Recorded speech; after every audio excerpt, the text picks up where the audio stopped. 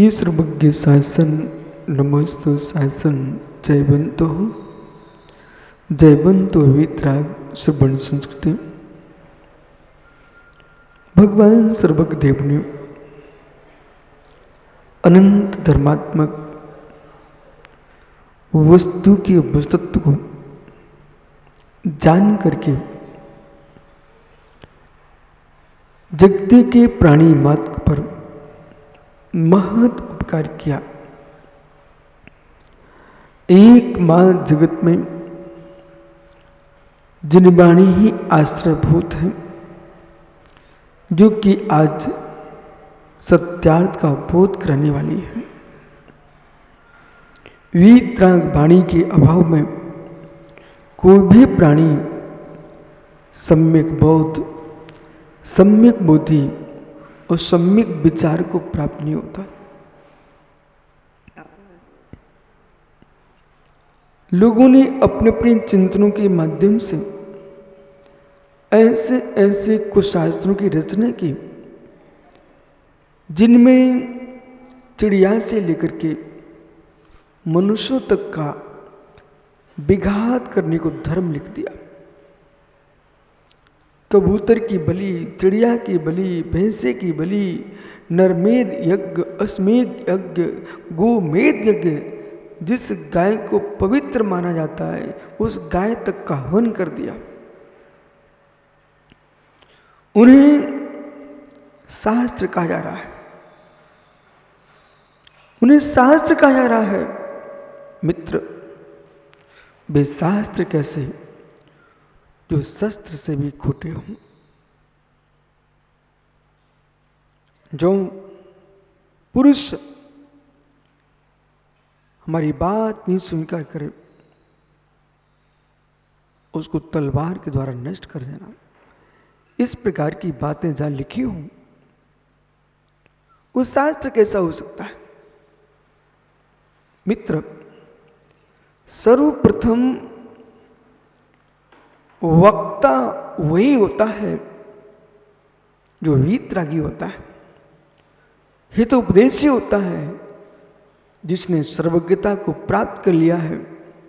संपूर्ण पदार्थ के द्रव कुल पर्यायों को युगपत जानने की क्षमता जिसके पास है, प्राणी मात्र के प्रति करुणा दृष्टि जिसके पास बरस रही हो, वही वक्ता है। कुशल वस्तु तत्व को जानने के उपरांत ज्ञानी अस्त्र चलाने के लिए अस्त्रशाला में अभ्यास करना पड़ता है। जब शस्त्र चलाने के लिए अभ्यास की आवश्यकता है, तो शास्त्र लिखने के लिए बिना अभ्यास के कैसे लिखा जा सकता है? बोलना, बोल के व्यक्ति चला गया, समाप्त है। जो लिख के रख जाता है और खोटा लिख दिया, वो मृतक का चबूतरा हो गया। खोटा लिख दिया, अशुभ लिख दिया। सरस पंडित जी, कभी भी लेखनी चलाने का विचार आए तो पहले निर्णय कर लेना कि मेरे अंदर क्षमताएं हैं कि नहीं।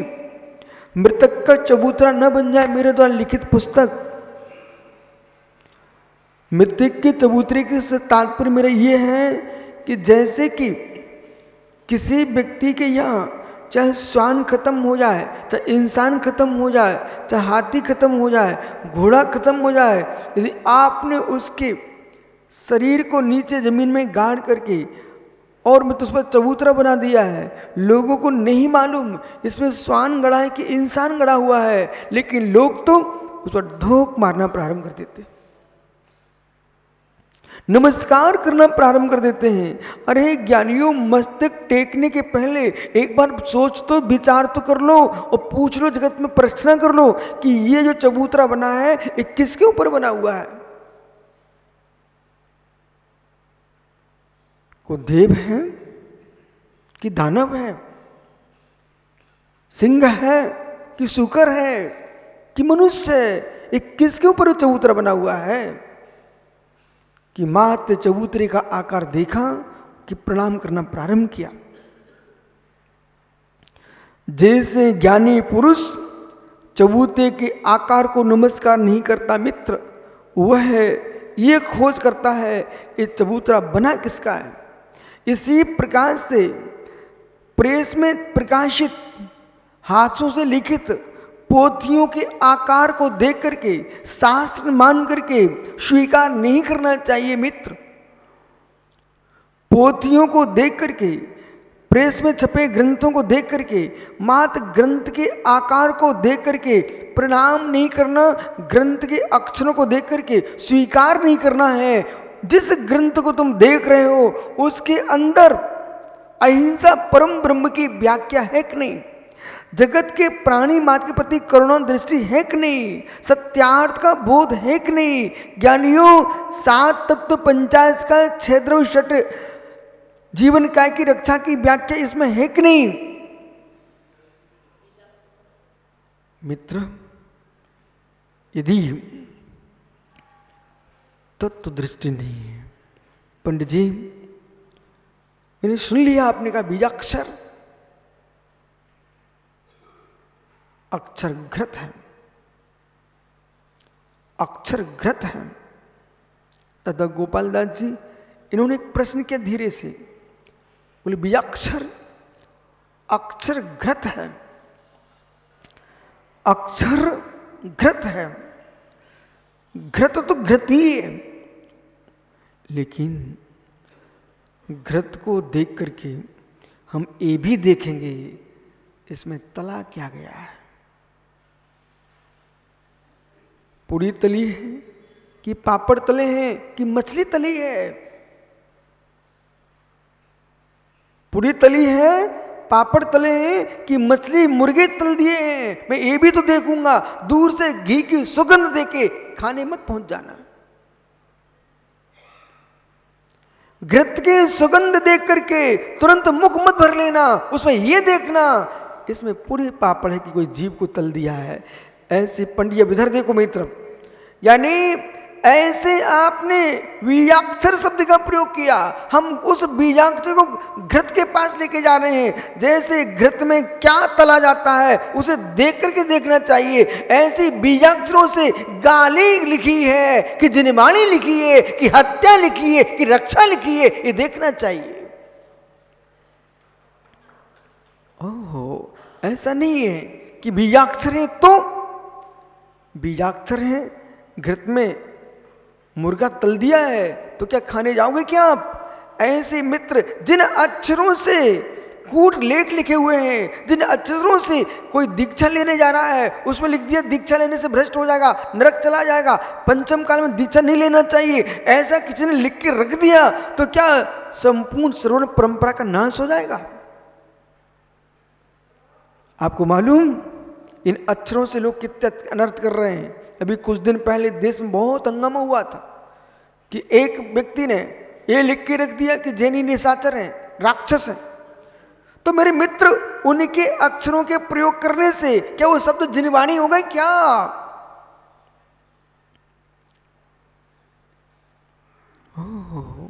पंडित जी, हम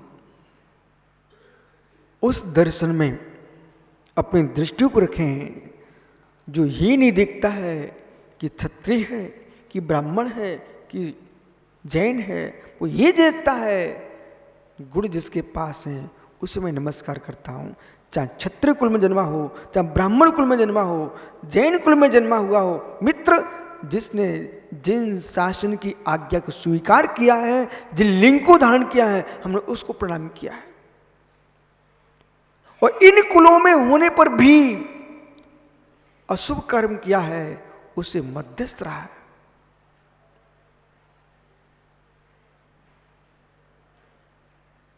इसलिए आज जो व्याख्यान है वो स्वाध्याय का है।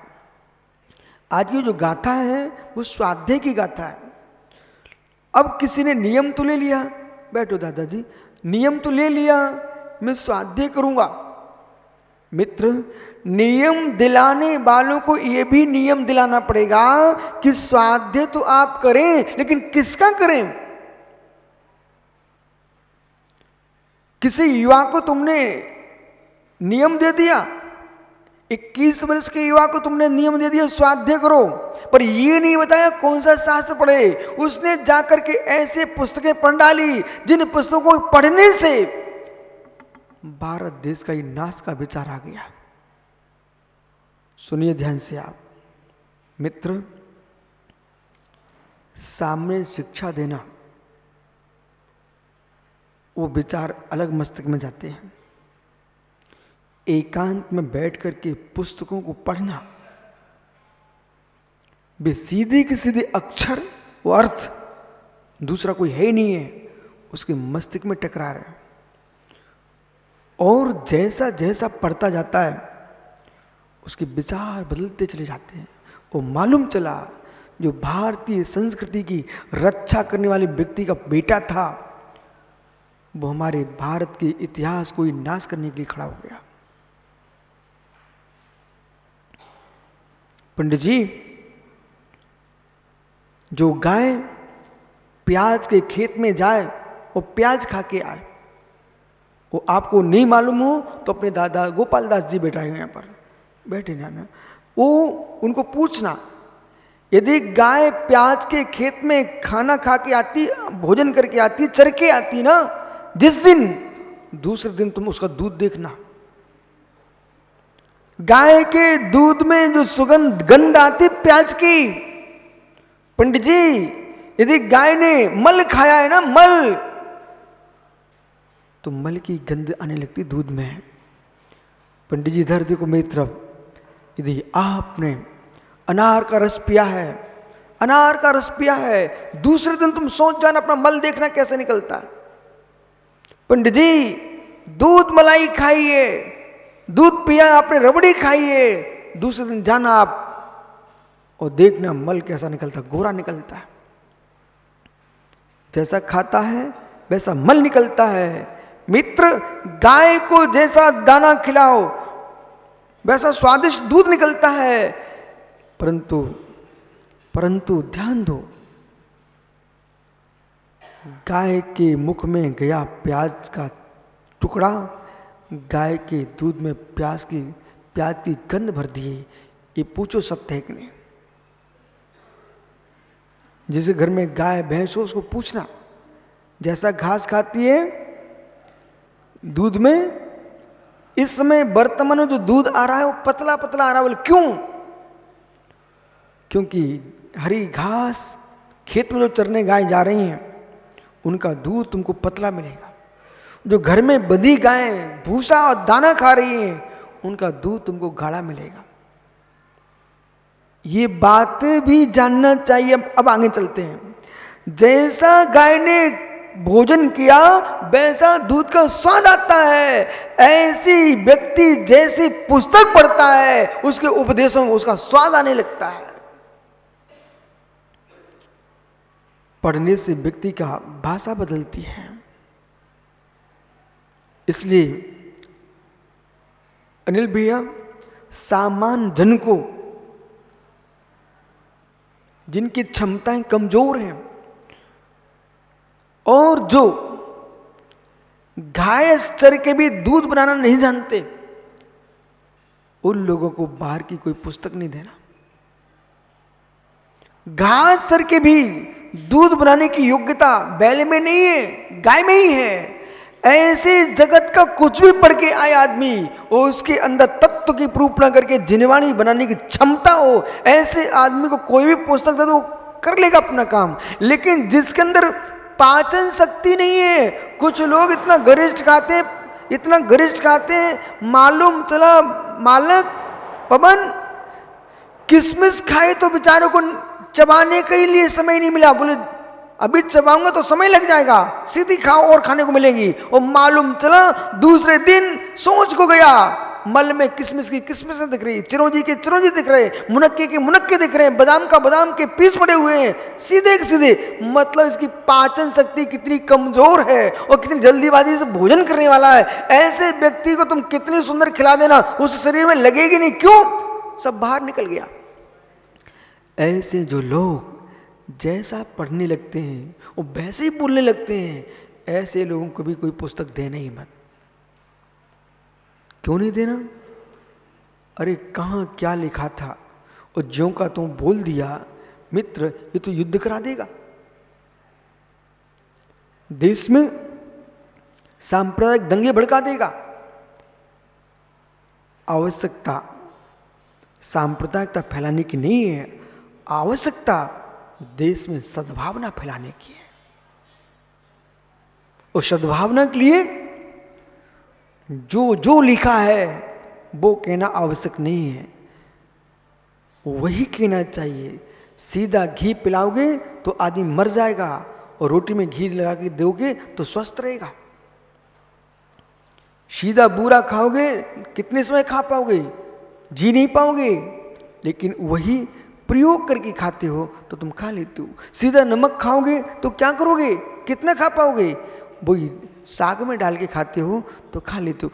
ऐसी जो तत्व की प्रूपणा है उसे सीधी नहीं बोली जाती है, उसका प्रयोग करके बोलना चाहिए। और कैसा प्रयोग करना चाहिए, जैसे दाल में नमक डाल करके हम नमक का प्रयोग करते हैं, ऐसे अपने तत्व को कहना। आपको कोई कथा लेकर के बोल दीजिए, कोई दृष्टांत लेके बोल दीजिए, कोई सिद्धांत लेके बोलिए, सीधी सीधी व्याख्या करोगे तो कितने देर तक बोल पाएंगे आप।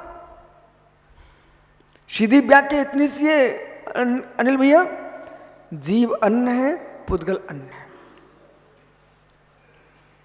जीवोन्यश्च पुद्गलश्चान्य इत्यसौ तत्संग्रह इदन्य किंचित सोचते तस्य विस्तरः।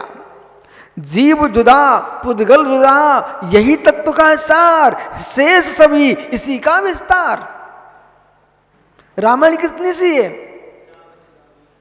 राम हुए और सुब्रसागरी रामन्ना, उनने उनकी नारी हरी, उनने उनको मारना। इसमें लिखे तुलसीदास पोथंगा। रामते रावणता, राम रावण हुए, उन्होंने सीता का हरण किया, उन्होंने उनका मरण किया। इतनी सी तो रामायण है। तुलसीदास जी ने लिख दिया पोथंगा। ओहो, मेघदूत में कितना सा वर्णन है, पारस बूदे में कितनी सी व्याख्या है। भगवान पारसनाथ स्वामी अहि क्षेत्र में ध्यान से खड़े हुए हैं और कमट ने मेघों को दूत बना करके भेजा। आचार्य जिनसे स्वामी ने एक विशाल ग्रंथ लिख दिया, पारस बूद है।